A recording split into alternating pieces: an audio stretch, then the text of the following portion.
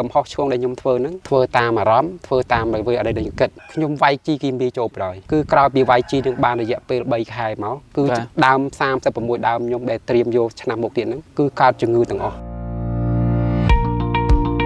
បាទជម្រាបសួរបងបាទជម្រាបសួរសុខសប្បាយបងបាទសុខសប្បាយមករយៈនេះមិនដែរបងអត់អីទេរយៈនេះវាដូចជាបាត់អីទេគ្រូធម្មតាអ្វីដែលយើងជួបគឺវាកន្លងផុតអស់ហើយបាទ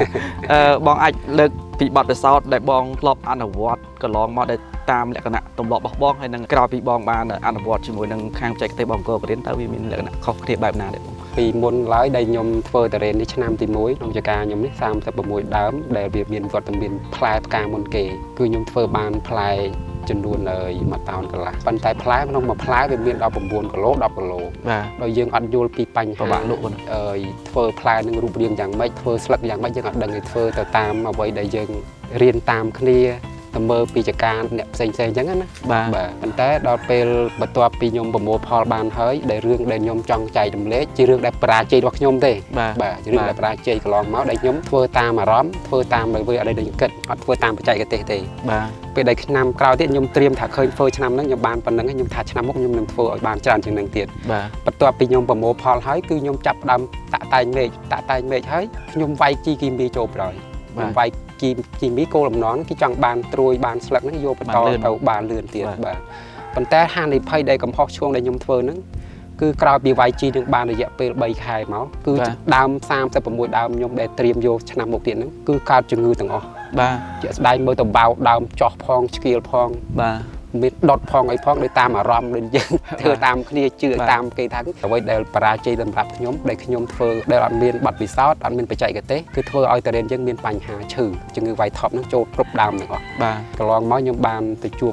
ជាមួយក្រុមការងារបនក្រុមហ៊ុនអង្គរក្រិនគាត់បានផ្ដល់បច្ចេកទេសផ្ដល់ប័ណ្ណពិសោធន៍ឲ្យខ្ញុំមកដល់2024នេះខ្ញុំធ្វើចំនួន300ដើមតរ៉េនខ្ញុំឆ្នាំនេះបាទបើអ្វីដែលខ្ញុំទទួលបានហ្នឹងគឺផលសមអ្វីដែលយើងខំប្រឹងប្រែងបាទ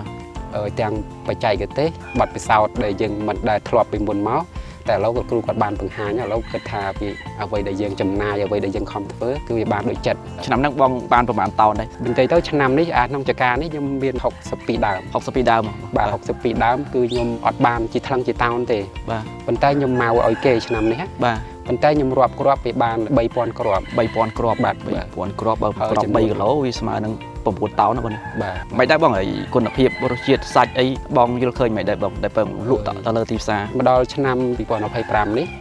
ខ្ញុំលក់នៅក្នុងខែ7ថ្ងៃទី15នេះដែលគេប្រមូលផលនេះគិតថាទាំងរូបរាងទាំងពណ៌សម្បុរទាំងរសជាតិអញ្ចឹងឈ្មួញគាត់មកទិញគាត់អត់មានពាក្យថាបង្អាប់យើងតរ៉េនយើងវាធំពេកបន្លាវាអត់ស្អាតហើយវាអត់ពេញកាវអីចឹងណាបាទតែដល់យើងប្រើតាមបច្ចេកទេសរបស់គ្រូទៅឃើញគេទៅអត់មានពិបាកក្នុងការលក់វាស្រួលទោះបីឆ្នាំយើងនេះហើយកន្លងមកទីផ្សារយើងចង្អៀតយ៉ាងម៉េចក៏ប៉ុន្តែសម្រាប់តរ៉េនខ្ញុំធ្វើតាមបច្ចេកទេសនេះគឺខ្ញុំងាយលក់ទៅលើទីផ្សារស្រួលបាទឆ្នាំនេះភ្លៀងច្រើនណាបងបាទបើនិយាយលើពីឆ្នាំមុនណាបាទបើនិយាយពីភ្លៀងឆ្នាំនេះថ្ងៃចូលឆ្នាំគឺដូចថ្ងៃចូលបន់អញ្ចឹងគឺភ្លៀង24ម៉ោងនៅអូសោមភ្លៀងរហូតប៉ុន្តែរសជាតិសាច់យើងអាចទទួលយកបានទាំងរសជាតិទាំងពណ៌សម្បុរអត់មានឡងមកវិញអត់មានឡងទេឆ្នាំនេះអត់មានឡងទេឃើញតែឈ្មួញកាត់ទៅអត់មានឡងវិញគឺទៅស្ងាត់រហូតហើយមិនមែនជាការលើកទឹកអានេះជាការពិតគាត់ទទួលស្គាល់ថាតរ៉េនយើងចការយើងវាស្អាតទាំងរូបរាងទាំងសាច់ខាងក្នុងបាទទឹកដីអូសោមពីច្រើនបងប្អូនយើងគិតថារសជាតិគឺមានបញ្ហាតើតើនឹងជ្រាយបាទជាតិទឹកច្រើនបាទខ្សោយរសជាតិប៉ុន្តែជាក់ស្ដែងឆ្នាំនេះបងប្រុសគាត់បានអនុវត្តទៅតាមគោលការណ៍របស់បច្ចេកទេសរបស់ខាងអង្គរក្រិនគឺរសជាតិរបស់គាត់គឺគាត់អាចលក់ទៅលើទីផ្សារបានទាំងរបស់គាត់បេះដំណាក់កាលភ្លៀងច្រើនមែនទែនហើយសាច់ហាប់ណែនស្ងួតបាទលក់ទៅលើទីផ្សារគឺអត់ឡងមកវិញទេហើយបើបងប្អូនមានចំណាប់អារម្មណ៍បងប្អូនអាចតាក់ទងមកខាងក្រុមការងារបច្ចេកទេសខាងអង្គរក្រិនបងអាចបង្ហាញតាក់ទងនឹងទីតាំងបើគាត់ចង់ដឹងបច្ចេកទេសការអនុវត្តផ្សេងៗបងនៅក្នុងភូមិឃុំមានតែបងនោះនេះខ្ញុំនៅក្នុងឃុំអូសោមភូមិស្ទឹងកាចាំងបាទស្ទឹងកាចាំងបាទ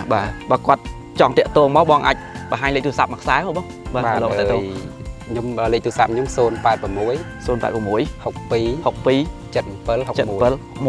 បាទកុំភ្លេចបងប្អូនបើចំណាប់អារម្មណ៍អាចតាក់ទងមកខាងបងប្រុសឬក៏តាក់ទងខាងក្រុមបច្ចេកទេសអង្គរក្រិនបាទសូមអរគុណ